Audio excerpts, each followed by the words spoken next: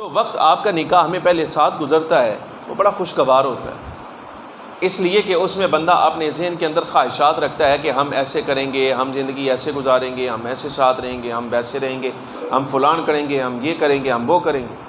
وہ ذہن کے جو خیالی پلاؤ ہوتے ہیں نا، وہ بڑے خوبصورت ہوتے ہیں اور لگتا ہے ساری زندگی ایسے ہی گزر جائے گی، حالانکہ ایسا نہیں ہوتا۔ یہ بات ہمیشہ یاد رکھیں، ہمیشہ یاد رکھیں کہ بندہ جس وقت نکاح سے پہلے اپنے بارے میں یہاں ذہن کے اندر خیالات پیدا کرتا ہے نا، میں آپ کا ہم عمر ہوں اور مجھے پتہ ہے اس عمر کے اندر بندے کے ذہن کے اندر کیسے خیالات جنم پاتے ہیں۔ سمجھیے ہم جیسے کیا وہ سائیکالوجسٹ ہوتا ہے، وہ جو ذہنی بیماریوں کا اور خیالات کا، وسوسوں کا علاج کرنے والے ہوتے ہیں، ہم نے وہ تعلیم اگرچہ نہیں پڑھی لیکن بہت ڈیپلی ان چیزوں کا مطالعہ ہم نے انسانی مطالعہ جو ہوتا ہے نا وہ کیا ہے۔ اس لیے ہمیں معلوم ہے کہ اس وقت جب بندہ گزرتا ہے، میں نے کہا مختلف عمر کے حصے میں، تو خواہشات کیسے ذہن کے اندر خیالات آتے ہیں، تو وہ کیسے گزرتے ہیں ان کے بارے میں ہمیں پتہ ہے، اور اس کا علاج کیا ہے وہ بھی معلوم ہے۔ سدا زندگی ویسے نہیں گزرتی جیسے آپ سوچ رہے ہوتے۔ اس کی وجہ کیا ہے؟ اس لیے یہ ہمیشہ یاد رکھیے، ہمارے ہاں آپ کو معلوم ہے جس وقت نکاح ہوتا ہے تو کہا جاتا ہے آپ قبول کرتے ہیں، پھر کہا جاتا ہے آپ قبول کرتے ہیں، پھر کہا جاتا ہے آپ قبول کرتے ہیں۔ اب یہ جن کا نکاح ہو گیا نا ان کو بات میری زیادہ سمجھ آئے گی، اور باقی جن کا نہیں ہوا ان کو نکاح کے 2-4 سال گزرنے کے بعد سمجھ آئے گی۔ ویسے تو ایک مرتبہ بھی کافی ہے، اگر لڑکا اور لڑکی اس بات کا بڑی مجلس میں گواہوں کے سامنے اظہار کر دیں کہ جی ہمیں قبول ہے، نکاح ہو گیا۔ لیکن 3 مرتبہ کیوں کہلوایا جاتا ہے؟ جو میری سمجھ میں آئی ہے نا وہ یہ بات ہے، جس وقت لڑکے سے کہا جاتا ہے نا بتاؤ تمہیں یہ نکاح قبول ہے، فلانا بنت فلاں کے ساتھ تمہارا نکاح کیا جاتا ہے، قبول ہے؟ وہ کہتا ہے میں قبول کرتا ہوں۔ یہ پہلی مرتبہ جو قبول کرتا ہے نا، اس کا مطلب یہ ہوتا ہے میں اس خاتون کو اس کی تمام تر ذمہ داریاں جو اس کے مرنے تک ہیں ان سمیت قبول کر رہا ہوں۔ سمجھ آ رہی کہ نہیں؟ خالی خواہش پوری نہیں ہونی بلکہ اس کے ساتھ بہت ساری ذمہ داریوں کا ایک ٹرک جو ہے نا وہ آپ کے کندھے پر رکھا جا رہا ہے، وہ اٹھانا ہے۔ خالی یہ نہیں ہے بھائی نکاح ہو گیا، نکاح نہیں ہوا، بلکہ وہ ایک ذمہ داریاں، ایک انسان کو پالنا ہے اب آپ نے۔ سمجھ آ رہی کہ نہیں؟ اس کا رزق آپ کے ذمے ہے، اس کا لباس آپ کے ذمے ہے، اس کی رہائش آپ کے ذمے ہے، اس کے حقوق آپ کے ذمے ہے۔ وہ جو خالی قبول کہا نا ہنس کے کہ میں قبول کرتا ہوں، اس قبول کے پیچھے پہلے تو ذمہ داریاں کھڑی ہیں ساری، وہ ساری ذمہ داریاں اٹھانی۔ نمبر 1، مولوی صاحب پھر کہتے ہیں قبول ہے، مطلب یہ کہ اچھا اب تم نے ذمہ داریاں تو قبول کرنی خاتون کے ساتھ ساتھ، بتاؤ کیا اس کو اس کے مزاج سمیت قبول کر رہے ہو؟ اس کی ایک اپنی عادات ہیں، اس کی اپنی جو ہیں مزاج ہیں۔ بندہ کہتا ہے ہاں میں اس کو اس کے خواہشات اور مزاج کے قریب قبول کر رہا ہوں، جیسا اس کا مزاج ہے میں صبر کروں گا۔ سمجھ آ رہی کہ نہیں؟ مولوی صاحب پھر پوچھتے ہیں بتاؤ قبول ہے؟ تو مطلب اس کا یہ ہوتا ہے جی ہاں بالکل قبول۔ مطلب یہ یعنی کیا تم اسے اس کی عادات اور پرانی تربیت جو اس کے گھر میں ہوئی ہے اس کے سمیت قبول کرتے ہو، اس کو سنبھال لو گے اور اس کے حق کو ادا کرو گے؟ وہ کہتا ہے جی ہاں میں اس کے مزاج تربیت کو قبول کر رہا ہوں، میں اس کے حق سمیت اس کو قبول کرتا ہوں، میں ضرور اس کا حق ادا کر لوں گا۔ یہ بار بار پوچھا جاتا ہے، یعنی آپ کو ذمہ داریاں یاد دلائی جاتی ہیں کہ بھائی یہ ذمہ داریاں تمہارے اوپر پڑنی ہیں، یہ تمہیں ادا کرنا پڑیں گی۔ یہ وہ ذمہ داری ہوتا یہ ہے کہ شاید نکاح کرنے والے سمجھتے ہیں ماں باپ زندہ ہیں، اللہ ان کو زندگی دے، بس وہ اٹھائیں گے، وہ پورا کریں گے، ساری زندگی وہ پورا نہیں کریں گے، اس لیے کہ اللہ تبارک و تعالیٰ نے ہر ایک کے لیے ایک محدود مقرر وقت رکھا ہے۔ اور پھر جس وقت آپ صاحب اولاد ہو جائیں تو اب بات صرف زوجہ تک نہیں رہ جائے گی، آپ کو اولاد کی بھی ضروریات کو پورا کرنا پڑے گا، ان کا کھانا، ان کا لباس، ان کا فلاں فلاں فلاں۔ پھر جس وقت وہ سمجھدار ہو گئے تو ان کا اسکول سسٹم، تعلیمی سسٹم، تربیتی سسٹم، وہ سارا کا سارا آپ کے ذمے ہے۔ اب یہ دیکھیے ہمارے ہاں شاید یہ ان لوگوں کے لیے ہے جو سمجھتے ہی نہیں بھئی نکاح ہے کیا اور نکاح کے بعد کون سی ذمہ داریاں ہم پر پڑنی ہے۔ یہ ان لوگوں کا مزاج ہے جس وقت اولاد باشعور ہونا شروع ہوتی ہے تو اس کی تربیت گھر سے نہیں ہوتی، اس کی تربیت باہر گلی سے ہوتی، اس کو باہر گلی کے حوالے کر دیا جاتا ہے، تو پھر گلی کے اندر یار دوست سنگی جیسے ملتے ہیں بس اس کا مزاج بھی ویسے ہوتا ہے۔ یا سکول کے حوالے کر دیا جاتا ہے، وہاں فیسیں دی جا رہی ہیں اور یہ سوچا جا رہا ہے کہ جناب اب اسکول والوں کی ذمہ داری ہے، ہمارے بچے کی تعلیم اور تربیت وہ پورا کریں گے۔ نہ، آپ کو کس نے کہہ دیا کہ سکول والے اور کالج یونیورسٹی والے آپ کے بچے کی تربیت کریں گے؟ کس نے کہا؟ یہ آپ کا مزاج خراب ہے، تربیت آپ کے حوالے ہے، وہ آپ کے بچے کی تربیت ہو سکتا ہے جو آپ نے کی تھی شاید اس کو بھی بگاڑ کر آپ کے حوالے کر دیں یہ لوگ. کیوں؟ مجھے تو آج تک اسکول سسٹم کی یہ بات ہی سمجھ نہیں آئی. بچہ پڑھنے کے لیے جاتا ہے، پڑھائیں یا نہ پڑھائیں، لیکچر سسٹم کے بعد اس کو ڈائری دی جاتی ہے اور اس پر کہا جاتا ہے لکھو تم نے یہ کام گھر سے کر لانا ہے. اچھا ٹھیک ہے، یہ کام میں نے گھر سے کر لانا ہے. ماں باپ کیا کرتے ہیں کہ وہ کہتے ہیں اس کو ٹیوشن میں شامل کیا جائے، ساتھ اس کو ٹیوشن بھیجا جائے. بھاری فیسیں اسکولوں میں بھی دی جاتی ہیں، جیسے اسکول کی بلڈنگ ہوگی، تعلیمی معیار نہیں، جیسے بلڈنگ ہوگی ویسی فیس ہو. اگر بلڈنگ خستہ حال ہے تو 1000-1500 کے اندر بھی بچہ آپ کا سمجھیے کہ میٹرک کرنا شروع ہو جائے گا. لیکن اگر بلڈنگ اچھی ہے، کسی اچھی سوسائٹی میں ایک اچھا گھر لے کر انہوں نے، جس کے کمرے زیادہ ہوں، اس کی باہر سے لک اچھی ہو، دیکھنے میں وہ گھر اچھا ہو، اس کو اسکول بنایا ہے، تو پھر جناب والا بلڈنگ کی شکل و صورت کے مطابق آپ سے فیس لی جائے گی اور آپ دیں گے کہ اسکول بڑا ہے. اسکول بڑا ہے. وہاں جس وقت بچہ پڑھنے کے لیے جائے گا جناب والا، تو پھر اس کے ساتھ ساتھ آپ کو ضرورت پڑے گی جناب اس کو ٹیوشن بھی لگانا چاہیے. پھر ٹیوشن والے کی بھی اپنی فیس الگ سے ہے، انہوں نے بھی لینا ہے. اور یہ بات سمجھ نہیں آئی، اسکول والے لکھ کے بھیج دیتے ہیں کہ یہ ہوم ورک کر لائیں، اور ٹیوشن والے بھی یہی لکھ کے بھیجتے ہیں کہ ہوم ورک کر کے لائیں. مجھے سمجھ نہیں آتی، اگر یہ سارے کام بچے نے گھر میں ہی کرنے ہیں تو بتائیے پھر آپ کو فیسیں دینے کا کیا مقصد ہے؟ بات سمجھ آ رہی کہ نہیں آ رہی؟ یہ اولاد کے حقوق کے بارے میں آپ کو بتا رہا ہوں، مجھے سمجھ نہیں آتی. اور میں نے کہا تھا میرے بھائی کی بچی پڑھنے کے لیے جاتی تھی، اس کے بارے میں نے نا ہر پیر کے دن وہ لکھا ہوتا کہ اس بچی کو فلاں 6-7 سال عمر ہے اس کی، اور 3ری-4تھی جماعت میں وہ پڑھتی تھی. ہر جو ہے وہ جمعے والے دن، ہفتہ اتوار چھٹی ہے، ویکینڈ ہے، اور جمعے والے دن وہ لکھ کر بھیجنا ہے کہ پیر والے دن بچی اب جب آئے گی نا تو اس رنگ کے کپڑے پہن کے آئے گی، اس رنگ کے کپڑے پہن کے آئے گی. مجھے ایک مرتبہ اتفاق ہوا، بھائی میرا مصروف تھا، تو میری والدہ صاحبہ نے مجھے کہا کہ وہ اپنی بھتیجی کو تم ذرا اسکول سے لے آؤ، بھائی نہیں ہے. میں چلا گیا. جب میں داخل ہوا تو انہوں نے، وہ بچی کی ٹیچر نے جو ہے نا دروازے پر آ کر مجھے کہا کہ میں نے نا بچی کی شکایت کرنی ہے آپ سے، یہ اپنا کام نہیں کرتی. تو اب میرا تو دماغ خراب نہیں ہے نا باقی لوگوں کی طرح، الحمدللہ اللہ کا شکر ہے کوئی تھوڑا بہت کام کرتا ہے. میں نے کہا کیا کہا میڈم صاحبہ آپ نے؟ وہ عمر رسیدہ خاتون تھی. میں نے کہا جی کیا فرمایا آپ نے؟ کہنے لگی بچی کام نہیں کرتی، گھر سے جو لکھ کر دیتے ہیں وہ کام نہیں کرتی. میں نے کہا جی فیس آپ لیتے ہیں یا آپ ہمیں فیس دیتے ہیں؟ کہتے جی فیس تو آپ دیتے ہیں. میں نے کہا پڑھانے کی ذمہ داری تمہاری ہے کہ میری ہے؟ اگر میں نے ہی گھر میں پڑھانا ہے تو پھر تمہارے پاس چھوڑنے کا کیا مقصد ہے؟ یہ شکوہ تو مجھے کرنا چاہیے کہ میری بچی پڑھ نہیں رہی، تم لوگ کیا کر رہے ہو. تو وہ خاموش. میں نے کہا میں آپ کے اسکول سے پرنسپل سے ملنا چاہتا ہوں، میری اس سے ملاقات کروائیے. یہ آپ نے کیا مذاق بنا رکھا ہے، ہر پیر والے دن کبھی اس رنگ کا سوٹ پہن کر آئے، کبھی اس رنگ کا سوٹ پہن کر آئے. چلے گی ہاں تو بچی کا باپ افورڈ کر سکتا ہے، وہ کر کے دے سکتا ہے، وہ تو کر دیتا ہے. جن بچوں کے ماں باپ فیس بڑی مشکل سے تمہاری پوری کرتے ہیں، وہ ہر پیر والے دن تمہاری خواہش کے مطابق بچے کو کپڑے پہنا کر بھیجیں. اور یہ بتاؤ یہاں بچے پڑھنے کے لیے آتے ہیں یا تم سے لباس کے طریقے سیکھنے کے لیے آتے؟ تمہیں شرم نہیں آتی؟ کہاں پرنسپل تمہارا؟ بات کرواؤ میری اس کے ساتھ. اچھا وہ ڈر گئی، وہ خاتون جو ہے نا وہ ڈر گئی، پرنسپل صاحب نہیں ہے، فلاں فلاں فلاں. وہ چلے گئے. میں بچی کو لے کے گھر آ گیا، یعنی وہ میں نے وہاں کو تھوڑی سی بدمزگی کی، واپس آ گیا. لیکن میں نے گھر بتایا نہیں کہ میں یہ کام کر کے آیا ہوں وہاں اسکول میں. تو اگلے دن جس وقت میرا بھائی لینے کے لیے گیا نا تو اس نے آ کر مجھے کہا کہ وہ کل تم کیا اسکول میں کہہ کر آئے ہو؟ وہ میڈم صاحبہ بہت زیادہ شکوہ کر رہی تھی کہ جی کل اس کے چاچو لینے کے لیے آئے تھے، وہ تو بہت گرم مزاج ہیں، وہ تو ایسی باتیں کر رہے تھے. ویسے کیا کہا تم نے؟ میں نے کہا میں نے وہ ساری باتیں کی ہیں جو تجھے کرنی چاہیے تھی اور تو نہیں کرتا. حق تو تیرا بنتا تھا کہ تو یہ باتیں ساری کرتا، تو نہیں کر رہا. مطلب یہ کہ اب ایک مرتبہ میں گیا ہوں تو میں کر کے آیا ہوں، ذمہ داری تیری تھی، تو نے نہیں کی. یہ حالات ہیں ہمارے ہاں. تو آپ اندازہ کیجیے اس بات کا جناب، جس وقت اولاد آپ کی ہے تو یہ سمجھ لیجیے ساری زندگی کے لیے شاید ہو سکتا ہے آپ کو کاروبار بھی چھوڑنا پڑے.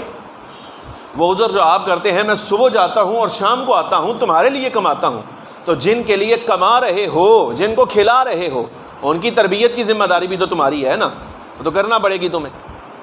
تو لہٰذا اس چیز کا بھی خیال آپ کو کرنا چاہیے. تو مطلب یہ ہوا نکاح کے اندر جس وقت آپ قبول کہتے ہیں تو صرف اتنا نہیں ہوتا کہ یہ صرف میں اہلیہ محترمہ کو قبول کر رہا ہوں، صرف اہلیہ محترمہ نہیں، بلکہ اس کا مزاج، اس کی عادات، اس کے طور اتوار، اس کا رہن سہن، اس کی خواہشات، اور اپنے ماں باپ کے اندر جیسا اس نے ماحول پایا ہے وہ سارا ماحول اب تم قبول کر رہے ہو. اور یہی بات دوسری طرف بھی ہونی چاہیے، اس لیے کہ 3 مرتبہ خاتون سے بھی کہلوایا جاتا ہے، بتاؤ قبول کرتی ہو، اس گھر کو سنبھال لو گی، معاملات سارے دیکھ لو گی، اس گھر کی جتنی ذمہ داریاں ہیں وہ ساری نبھاؤ گی، اپنے شوہر کے حقوق پورے کرو گی، جو ذمہ داریاں وہ پورے کرو گی، وہ ساری چیزیں جو ہیں وہ وہاں سے لی جاتی ہیں، وہ پھر اس کے بعد کہا جاتا ہے کہ میں قبول کرتا ہوں۔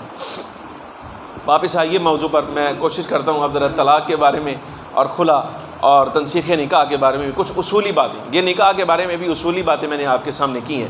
حق یہ بنتا ہے، بس یہ جملہ ایک سن لیجیے، حق یہ بنتا ہے جہاں آپ کی خواہش، آپ کی اولاد کی خواہش ہو، آپ اس کو ایک مرتبہ پرکھ لیجئے، اور اولاد کو چاہیے وہ اپنے ماں باپ کی بات کو ایک مرتبہ صحیح طریقے سے، عقل کے طریقے سے، ویسے ایسی صورتحال میں عقل پہ پردہ پڑ جاتا ہے، وہ پردہ ہٹا کے جو ماں باپ کہہ رہے ہیں نا، پھر ذرا سوچئے، امید ہے انشاءاللہ العزیز اللہ تبارک و تعالیٰ بہترین راہ عطا فرما دے گا۔ بسا اوقات ایسا ہوتا ہے نکاح کے بعد، اب یہ موضوع پر آ جائیے جو خان صاحب نے لکھا تھا، نکاح کے بعد دونوں لوگوں کا مزاج جو ہے وہ آپس میں موافق نہیں آتا، مزاج آپس میں موافق نہیں آتا۔ تو شرع شریف جو ہے، شریعت محمدیہ علی صاحبہا الصلاۃ والسلام، یہ بندے کو مجبور نہیں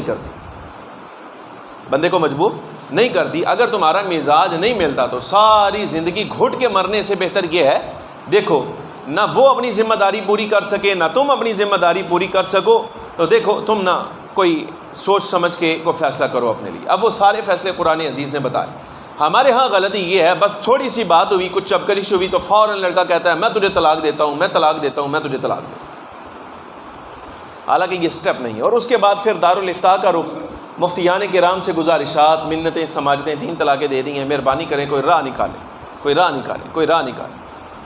اور میری تو عادت ہے، میں پھر پوری تقریر کرتا ہوں ان کے سامنے، بھائی میرے کوئی راہ چھوڑی ہے تم نے، اب میں کہاں سے نکالوں راہ تمہارے لیے؟ جو راہیں اللہ نے تمہارے لیے رکھی تھی وہ تم نے اپنائی ہیں، ان میں سے تو تم نے کچھ بھی نہیں کیا۔ اچھا اب وہ راہیں کیا ہیں، ذرا غور سے سنیے گا۔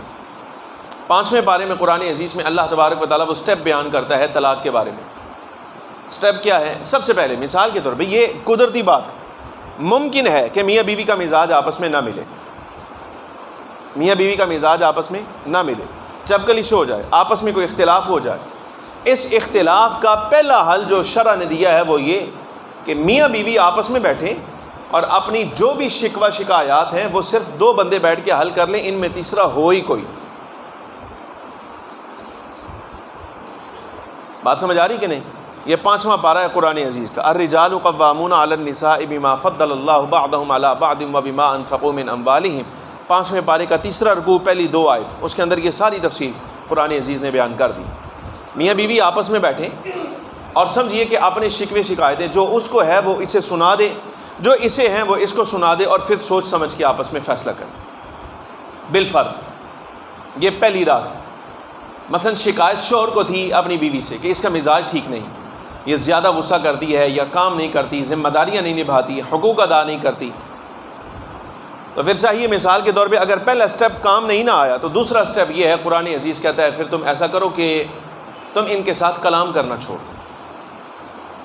تم اس کو بلاؤ نہیں۔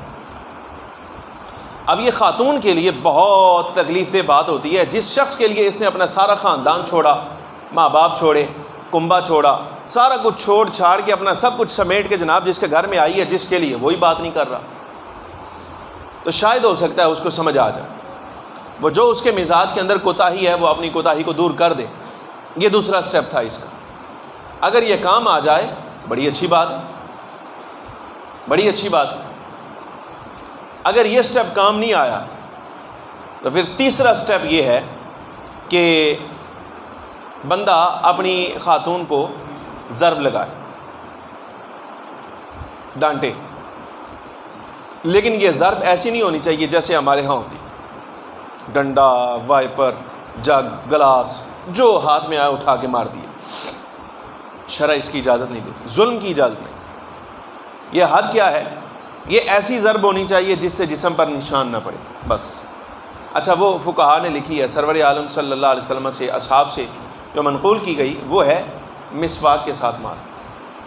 ایک مثال دی، جیسے مسواک کے ساتھ مارنے سے جسم پر نشان نہیں پڑے گا، تم نے اگر مارنا ہے صرف احساس دلانا ہے کہ پہلے شکوہ شکایت میرے شوہر نے بیٹھ کر دور کرنے کی کوشش کی، نہیں ہو سکا، پھر اس نے مجھ سے کلام کرنا چھوڑ دیا، پھر بھی بات نہیں بنی، اب تو وہ مارنے پر آ گیا، تو شاید اس کو سمجھ آ جائے۔ یہ تیسرا مرحلہ ہے، یہ کام آ جائے، صلح ہو جائے، اس کو بات سمجھ آ جائے تو اس کو معافی دے دو۔ نہیں سمجھ آئی، اب بھی بات وہیں کی وہیں ہے، تو قرآن عزیز چوتھا حل دیتا ہے، فَابْعَثُوا حَكَمًا مِّنْ أَهْلِهِ وَحَكَمًا مِّنْ أَهْلِهَا، ایک سمجھدار آدمی شوہر کی طرف سے آ جائے، ایک سمجھدار آدمی عورت کی طرف سے آ جائے، اور وہ آ کے ان کو سمجھا۔ یہ کتواں مرحلہ ہے؟ چوتھا۔ اب رپیٹ کیجئے اس کو تاکہ ساری زندگی یاد رہے۔ پہلا مرحلہ یہ ہے کہ آپس میں بیٹھ کر شکوہ شکایت دور کر لیں، نمبر 1۔ نہیں ہو سکا تو نمبر 2، پھر یہ آپس میں مثال کے طور پہ شوہر جو ہے وہ کلام کرنا چھوڑ، یہ بھی نہیں ہو سکا تو نمبر 3 ایسی ضرب لگائے کہ جس کے ساتھ اس کے جسم پر نشان نہ پڑے، اس کا بازو متاثر نہ ہو، اس کی ٹانگ متاثر نہ ہو، سر نہیں پھٹے، ایسا کام نہیں ہونا چاہیے، ایسی مار شرع اجازت نہیں دیتی۔ اچھا، اگر یہ حل نہیں تو چوتھا حل یہ ہے کہ ایک سمجھدار آدمی ادھر سے، ایک سمجھدار آدمی ادھر سے، اور دونوں کو سمجھانے کی کوشش کرے۔ امید ہے مسئلہ حل ہو جائے گا، نہ ہو اب پانچواں حل ہے، پانچواں، کہ اگر اب ضرورت تم سمجھتے ہو یہ سارے کام کرنے کے بعد نہیں مسئلہ حل ہو رہا، تو شوہر اپنے حالات دیکھ کر اگر ضرورت محسوس کرتا ہے تو صرف ایک طلاق دے۔ کتنی طلاقیں؟ ایک طلاق دے، اور اس کے بعد خاموشی اختیار کر، خاموش رہے، دوسری تیسری طلاق نہیں دینی۔ اچھا، اب جب یہ پہلی طلاق دے گا، دیکھیں کیا عدت کے دورانیے کے اندر، عدت کے دورانیے میں خاتون اس بات کو قبول کرتی ہے، وہ معافی مانگتی ہے، وہ اپنا مزاج ٹھیک کرنے کا وعدہ کرتی ہے؟ اگر وہ اپنا مزاج ٹھیک کرنے کا، اپنی ذمہ داریاں پوری کرنے کا، اور وہ جو شکوہ شکایت شوہر کو ہے وہ دور کرنے کا وعدہ کرتی ہے، تو تم اس کے ساتھ صلح کر، اور وہ صلح زبانی کلامی ہو جائے گی۔ بس اتنا کہے شوہر کہے ٹھیک ہے، جب تم وعدہ کرتی ہو تم اپنی کوتاہیوں کو دور کر لو گی تو میں تم سے صلح کرتا ہوں، نکاح ان کا باقی بحال ہو جائے۔ یہ عدت کے دورانیے میں۔ اور اگر بالفرض اس دورانیے میں بھی خاتون کو سمجھ نہیں آئی تو پھر حق یہ ہے کہ آپ خاموشی اختیار کریں، اور آپ بھی صلح نہ کرنا چاہیں تو آپ عدت کا جو دورانیہ ہے وہ گزر جانے۔ جب عدت گزر جائے گی، ایسی صورت کے اندر نکاح ختم ہو جائے گا، وہ چاہے تو کہیں اور نکاح کر لے، آپ چاہیں تو کہیں اور کر لیں۔ ٹھیک ہو گیا؟ بات سمجھ آئی کہ نہیں آئی؟ اچھا، لیکن اس میں ابھی بھی گنجائش موجود ہے۔ بالفرض عدت گزر جانے، نکاح ختم ہو جانے کے بعد خاتون کو سمجھ آ جاتی کہ نہیں، مجھے اپنے گھر واپس جانا چاہیے، اب بھی ایک آسانی شرع نے یہ رکھی ہے، ان کی صلح ہو سکتی ہے، لیکن اب فرق یہ ہے کہ اب ان کا دوبارہ نکاح آپس میں ہی کرنا پڑے گا، آپس میں ہی دوبارہ نکاح ثانی ہوگا، صلح ہو جائے گی۔ لیکن بقیہ زندگی میں اب یہ یاد رکھیے گا، بقیہ زندگی میں اب اس شخص کے پاس صرف 2 طلاقوں کا حق باقی رہے گا۔ یہ غلطی جو ہمارے ہاں کی جاتی ہے، ایک طلاق دینے کے بعد صلح کی، تو سمجھتے ہیں واپس پھر ساری زندگی کے لیے 3 طلاقوں کا حق آ گیا۔ ایسا نہیں ہے۔ صحیح بات یہ ہے کہ پوری زندگی میں شوہر کے پاس صرف اور صرف 3 طلاقوں کا حق ہوتا ہے۔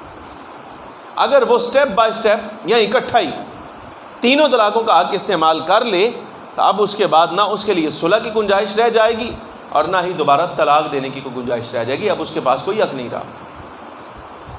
اچھا، بالفرض اگر ایک طلاق دی تھی، عدت نہیں گزری تھی، عورت کا مزاج ٹھیک نہیں ہوا، ضرورت محسوس کی، چھٹا مرحلہ، تو دوسری طلاق دے، عدت سے پہلے، عدت گزرنے سے پہلے اگر وہ سمجھتا ہے تو اس نے دوسری طلاق دے دی، تو پھر بھی اب بھی شرع نے اس کے لیے یہ آسانی رکھی ہے۔ ایسا کرنا نہیں چاہیے، لیکن پھر بھی شرع نے اس کے لیے آسانی رکھی ہے، زبانی کلامی آپ بھی صلح کر سکتے ہیں۔ بس اتنا ہی کہنا ہوگا دوران عدت گزرنے سے پہلے، چلو کوئی بات نہیں، جو بات ہوئی تھی اس کو رفع دفع کرتے ہیں، آؤ آپس میں صلح کرتے ہیں، صلح ہو جائے گی، نکاح بحال ہو جائے گا۔ اور اب بقیہ زندگی میں کتنی طلاقوں کا حق باقی رہ جائے گا؟ بولو، ایک طلاق کا حق باقی رہ جائے گا۔ ٹھیک ہو گیا؟ لیکن ہمارے ہاں یہ کیا جاتا ہے، یہ 6 مرحلے چھوڑ کے، پوری زنجیر چھوڑ کے 7واں راہ اختیار کیا جاتا ہے، اور وہ 7ویں راہ کیا ہے؟ بس ذرا سی بات ہوئی اور کہا میں تیرے ساتھ رہنا ہی نہیں چاہتا، میں تجھے طلاق دیتا ہوں، جا۔ اب اس کے بعد راہ ہی کوئی نہیں۔ اب جا کے کوئی بندہ مفتی صاحب کو کہے جناب والا کوئی راہ بتائیں، تو وہ کہاں سے نکالے؟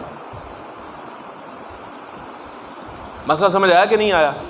اب خالصتاً طلاق کے بارے میں ایک بات سمجھیے، سوال ہے آپ احباب کے ذہن میں آ سکتا ہے، میں انشاءاللہ العزیز کو 5-7-10 منٹ گفتگو کر کے نا تو 5-7 منٹ آپ کو دیتا ہوں، اگر آپ کے اس بارے میں کوئی سوالات ہوں نا تو اپنے ارد گرد آپ دیکھتے ہیں، آپ کر لیجئے گا، میں اس کے جواب آپ کو دوں گا۔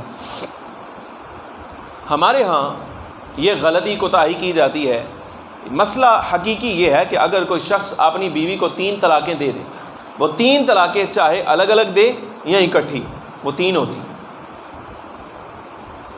پرانے اذہان عوامی خیالات یہ ہیں کہ اگر کوئی شخص اپنی بیوی کو 3 طلاقیں دے گا تو وہ 1 ہوگی، اور یہ مسئلہ غیر مقلدین وہابیوں کا ہے۔ بات سمجھ آ رہی کہ نہیں آ رہی؟ وہ اختیار کرتے ہیں۔ اب کیا ہوتا ہے، اس وقت غصہ تھا، غصہ نکل گیا 3 طلاقوں پر، مسئلہ ہوں اگر شاہ اور کو پوچھا تو شاہ جی نے کہنا 3 طلاقیں ہو گئی ہیں، آپ تو صلح کی گنجائش ہی کو نہیں رہ گئی۔ وہ کیا کرتے ہیں، کہتے ہیں شاہ جی کو مسئلہ پوچھ لے، چونکہ اینا کو حل کوئی نہیں ہے، اگرچہ ساڈے مسلک دے مفتی صاحب نے، لیکن کوئی گل نہیں، چونکہ ادھر رعایت مل رہی ہے، ہن اتو جا کے مسئلہ پوچھ لیں۔ لیکن یہاں اصولی بات یہ یاد رکھیں، طلاق کا مسئلہ نہ میرے مسلک نے اختیار کیا ہے نہ کسی اور کے مسلک کا ہے، یہ شریعت محمدیہ کا مسئلہ ہے، یہ قرآن حدیث کا مسئلہ ہے۔ میں قرآن پڑھ دیتا ہوں، فَإِن طَلَّقَهَا فَلَا تَحِلُّ لَهُ مِن بَعْدُ حَتَّى تَنكِحَ زَوْجًا غَيْرَهُ۔ قرآن کہتا ہے کہ اگر شوہر تیسری طلاق بھی دے دے، یعنی 3 طلاقیں دے دے، تو ایسی صورت میں فَلَا تَحِلُّ لَهُ، اب وہ عورت اس کے لیے حلال نہیں ہے، اس کے لیے حلال نہیں ہے، اب وہ عورت اس کے لیے حلال نہیں ہے، حَتَّى تَنكِحَ زَوْجًا غَيْرَهُ، یہاں تک کہ کسی اور کے ساتھ نکاح کر۔ اور یہ حل نہیں ہے، یہ سزا ہے۔ میں نے ایک شخص کو کہا تھا، میں نے کہا یہ حل نہیں، اس نے کہا حل کیا ہے؟ میں نے کہا حل یہ ہے کہ اب خاتون عدت گزار کے پہلے شوہر کی کسی دوسرے شخص کے ساتھ نکاح کریں، اور کم از کم ان کے درمیان 1 مرتبہ جسمانی تعلق قائم ہو، پھر اس کے بعد وہ بندہ اپنی مرضی سے طلاق دے، یہ اس کی بیوی ہے، اس کو کہا نہیں جا سکتا کہ تم نے نکاح کے بعد طلاق دینی، کہنا نہیں اس کو، وہ اس کی بیوی ہے، وہ چاہے اگر طلاق دے دے تو پھر اس کی عدت گزار کے پہلے شخص کے ساتھ خاتون نکاح کر سکتی ہے، یہ اس کا حل ہے۔ کہنے لگا یہ حل ہے؟ میں نے کہا یہ حل نہیں ہے، یہ سزا ہے، یہ سزا ہے۔ کہتا ہے سزا ہے؟ میں نے کہا ہاں سزا۔ اس کی بیوی ساتھ بیٹھی تھی، کہتی یہ سزا صرف مجھے ہی کیوں؟ غصہ تو اس نے کیا، طلاقیں اس نے دیں، سزا اس کو کیوں نہیں؟ یہ سزا میرے لیے کیوں ہے؟ اور باقی یہ بہت بڑی بات ہے، چھوٹی بات ہے کوئی، حتیٰ تنکحا زوجا غیرہ، یہاں تک کہ کسی دوسرے شخص سے نکاح کر لے، یعنی مطلب یہ ہے نکاح کرے، اس کے ساتھ جناب جسمانی تعلق قائم ہو، اس کے گھر میں رہے، وقت گزارے اس کے ساتھ، وہ طلاق دے، اس کی عدت گزار کے پھر آ کے، یہ 6 مہینے کا جناب پورا ٹائم پیریڈ ہے، تو کہتی یہ سزا صرف میرے لیے ہے۔ میں نے کہا اگر یہ عزت دار ہے اور شرم والا حیا والا ہے تو سزا اس کے لیے تم سے بڑی ہے۔ کیوں؟ اس لیے قرآن عزیز کہتا ہے ہن لباس لکم وانتم لباس لہن، یعنی شوہر اپنی بیویوں کے لیے لباس ہیں اور بیویاں اپنے شوہروں کے لیے لباس ہیں۔ میں نے کہا اگر یہ حیا والا ہوا نا تو یہ کب پسند کرے گا کہ یہ اپنا لباس اتار کے کسی اور کو دے دے اور وہ استعمال کر کے میلا کر کے واپس اس کو دے دے، یہ لے تو پہن لے آپ، تو اس کے لیے تو بڑی شرم کی بات ہے۔ لیکن یہ بات اس وقت میں سمجھا سکتا تھا جس وقت 3 طلاقیں دینے سے پہلے تم یہ بات میرے سے پوچھتے، میں اس وقت تمہیں سمجھاتا کہ یہ تمہارا لباس ہے، اگر تم نے اس کو 3 طلاقیں دیں تو یہ لباس دوبارہ اگر تم نے پہننا چاہا تو پھر میلا ہو کے تمہیں ملے گا، یہ یاد رکھنا۔ اب اس کو بات سمجھ آئی، اس نے کہا ہاں یہ بات ٹھیک ہے، یہ سزا صرف میرے لیے نہیں ہے، اس کے لیے بھی۔ بات سمجھ آئی کہ نہیں آئی؟ لہٰذا یہ مسئلہ ہمیشہ کے لیے یاد رکھیے کہ 3 طلاقیں 3 ہوتی ہیں۔ حضور اکرم صلی اللہ علیہ وسلم، میں نے قرآن عزیز کی آیت پڑھ دی، سنیے، ایک صحابی رسول مسئلہ ہوا ان کا، قرآن عزیز کی آیت اتری، لیکن وہ پس منظر یہ تھا، ہاں وہ مسئلہ یہ ہوا کہ ایک شخص نا گھر داخل ہوا، اس زمانے میں یہ حضور اکرم صلی اللہ علیہ وسلم کے پاس یہ کیس آیا، انہوں نے دیکھا کہ ان کی اہلیہ جو ہے وہ کسی اور کے ساتھ خلوت میں ہے، تنہائی میں اکیلے۔ مسئلہ آ گیا حضور اکرم صلی اللہ علیہ وسلم کے پاس، خاتون نے انکار کر دیا، اس سے کہا نہیں یہ جھوٹ بولتا ہے۔ اب وہ شخص جس نے دیکھا تھا خود اپنی آنکھوں کے ساتھ، وہ کہتا جی میں نے اپنی آنکھوں کے ساتھ دیکھا، میں کیسے اس کا انکار کر سکتا ہوں؟ فرمایا گواہ ہے تیرے پاس شوہر سے؟ گواہ ہے؟ اس نے کہا جی یا رسول اللہ گواہ میرے پاس کہاں سے آئے گا، دیکھا تو میں نے ہے، اب گواہ کہاں سے لاؤں؟ تو اس پر آیتیں اتری لعان کی، سورہ النور کی لعان کی آیتیں اتری. یعنی وہ قرآن عزیز ہے آپ کے پاس، مجھے دیں ذرا میں وہ مسئلہ آپ کو سمجھاؤں. لعان کی آیات اتری، مطلب یہ شوہر دعویٰ کرتا ہے کہ اس کی بیوی جو ہے وہ کسی اور کے ساتھ خلوت میں تھی، تنہائی میں تھی، اور خاتون انکار کرتی ہے. شوہر کو یقین ہے میں نے دیکھا اور اس کے پاس گواہ کوئی موجود نہیں. اب بتائیے اس کا حل کیا ہے؟ تو قرآن عزیز نے اس کا حل دیا. یعنی وہ مسئلہ جس وقت بارگاہ نبی صلی اللہ علیہ وسلم میں آ گیا تو سرکار دو عالم صلی اللہ علیہ وسلم نے خاموشی اختیار فرمائی، اور اس خاموشی پر آقا دو عالم صلی اللہ علیہ وسلم پر قرآن عزیز کی آیات اتری. مسئلہ کیا تھا؟ مسئلہ یہ تھا والذین یرمون ازواجہم، وہ لوگ جو اپنی بیویوں پر الزام لگائیں، ولم یکن لہم شہداء، لیکن ان کے پاس گواہ کوئی موجود نہ ہوں، الا انفسہم، مگر وہ خود، یعنی انہوں نے خود دیکھا ہو. تو پھر حل یہ ہے فشہادۃ احدہم اربع شہادات باللہ انہ لمن الصادقین، کہ شوہر 4 مرتبہ یہ کہے میں اللہ کی قسم اٹھا کر کہتا ہوں میں سچا ہوں، میں اللہ کی قسم اٹھا کر کہتا ہوں میں سچا ہوں، میں اللہ کی قسم اٹھا کر کہتا ہوں میں سچا ہوں، میں اللہ کی قسم اٹھا کر کہتا ہوں میں سچا ہوں. اور 5ویں مرتبہ کہے اگر میں جھوٹ بولوں تو مجھ پر اللہ کی لعنت. ٹھیک ہو گیا؟ وہ یہ کہے. اب خاتون چونکہ انکار کرتی ہے تو قرآن عزیز کہتا ہے 4 مرتبہ خاتون کہے. کیا؟ وہ یہ لفظ کہے کہ میں اللہ کی قسم اٹھا کر کہتی ہوں یہ جھوٹ بول رہا ہے، میں اللہ کی قسم اٹھا کر کہتی ہوں یہ جھوٹ بول رہا ہے، میں اللہ کی قسم اٹھا کر کہتی ہوں یہ جھوٹ بول رہا ہے، میں اللہ کی قسم اٹھا کر کہتی ہوں یہ جھوٹ بول رہا ہے. اور 5ویں مرتبہ کہے کہ اگر یہ سچ بول رہا ہے تو مجھ پر اللہ کا غضب نازل. اب اس کے بعد کیا ہوگا؟ اس کے بعد حکم یہ ہے کہ جس قاضی کی عدالت میں یہ مسئلہ پیش ہے وہ کہے چونکہ لعان ہو گیا، قسمیں اٹھا دی ہیں دونوں نے، گواہ ہے کوئی نہیں، لہٰذا آج کے بعد یہ دونوں الگ الگ ہیں، یہ علیحدگی کروا دی. یہ مسئلہ اس زمانے میں پیش ہوا ایک شخص کے ساتھ، انہوں نے یہ مسئلہ دیکھا ہوا تھا. اچھا یہ آیات جس وقت اتری خاتون نے اسی وقت قسمیں اٹھا دی، اس کا میں قسم اٹھاتی، حالانکہ وہ گلٹی تھی، یعنی وہ شوہر جو تھا اس کا وہ حق پر تھا. تو جس وقت یہ اس نے قسمیں اٹھائی نا 4، تو فخر عالم صلی اللہ علیہ وسلم کی موجودگی میں اس شخص نے کہا یا رسول اللہ میں قسم بعد میں اٹھاؤں گا، قسم اٹھانے سے پہلے میں اس کو 3 طلاقیں دیتا ہوں. توجہ ہے؟ جو مسئلہ میں سمجھا رہا ہوں آپ کو، اس نے کہا میں قسم اٹھانے سے پہلے 3 طلاقیں اس کو دیتا ہوں. فخر عالم صلی اللہ علیہ وسلم نے فرمایا اب قسم اٹھانے کی ضرورت ہی کوئی نہیں ہے، 3 طلاقیں دے دیں اب بات ہی ختم ہو گئی. یہ بخاری کی روایت. تو مطلب یہ ہوا اگر کوئی اچھا 3 طلاقیں دینے کے بھی 2 طریقے. ایک یہ ہے کہ بندہ کہے کہ میں تجھے طلاق دیتا ہوں، ایک یہ. اور ایک طریقہ یہ ہے کہ کہتا ہے جا میں 3 طلاقیں دیتی. اسٹام فروش اکثر یہ لکھتے ہیں طلاق ثلاثہ اور بریکٹ میں لکھ دیتے ہیں طلاق. تو مطلب یہ ہوا یہ طلاقیں تینوں ہو گئیں. فخر عالم صلی اللہ علیہ وسلم کی موجودگی میں ایک شخص نے یہ جملہ کہا یا رسول اللہ میں قسم اٹھانے سے پہلے اس کو 3 طلاقیں دیتا ہوں. سرور عالم صلی اللہ علیہ وسلم نے اس کی 3 طلاقیں نافذ فرمائی. سمجھ آ گئی مسئلہ کہ نہیں؟ یعنی بات یہ نکلی کہ 3 طلاقیں 3 ہوتی ہیں، اور اس کے بعد خاتون شوہر کے لیے حلال نہیں اگر یہ پھر بھی یعنی انکار کر کے شوہر مکر جائے بعد میں نے نہیں دی، میں نے کہا تھا میں دوں گا، تو اگر بالفرض اس کا بیانیہ تبدیل ہونے پر صلح کروا بھی دی جائے، مفتی صاحب کہہ دیں کہ نہیں ہوئی طلاق، تب بھی شوہر کو تو پتہ ہے نا کہ اس نے کیا کہا تھا، تو یہ ساری زندگی کا زنا ہوگا، اور ان کے زنا کے نتیجے میں جو اولاد جنم لے گی وہ اولاد حلال کی نہیں قرار پائے. سمجھ آ رہی کہ نہیں؟ وہ گھر بے برکت ہے، اس گھر میں برکت نہیں آئے گی. جب یہ 3 طلاقیں دے کر زنا کا ارتکاب کر رہا ہے اس خاتون کے ساتھ، تو ایسی صورت میں وہ اس کے لیے حلال نہیں ہوگی. مسئلہ سمجھ آ گیا؟ اچھا ایک غلطی اور ہمارے ہاں یہ کی جاتی ہے، وہ کہتے ہیں 3 طلاقیں دے دی ہیں، بعض بزرگ کہتے ہیں چلو کوئی بات نہیں 60 مسکینوں کو کھانا کھلاؤ مسئلہ حل ہو گیا. یہ بھی غلط، اس لیے کہ 3 طلاقیں، طلاق کے اندر تو کفارے کا مسئلہ ہی کوئی نہیں ہے، تعلق ہی کوئی نہیں. یہ پتہ نہیں کہاں سے نکال لیا اور کس نے نکالا، آج تک اس کا موجد نہیں مل سکا. طلاق کے اندر کفارے کا کوئی تعلق نہیں. اگر 60 نہیں 60,000 نہیں 60 لاکھ بندے کو بھی کھانا کھلا دینا، تو جب تک وہ طریقہ اختیار نہ کرو جو شرع نے دیا ہے صلح کرنے کا، تو صلح نہیں ہو سکتی تمہاری. سمجھ آ رہی کہ نہیں؟ وہ ایسے ہی پیسے خرچ کرتے ہیں.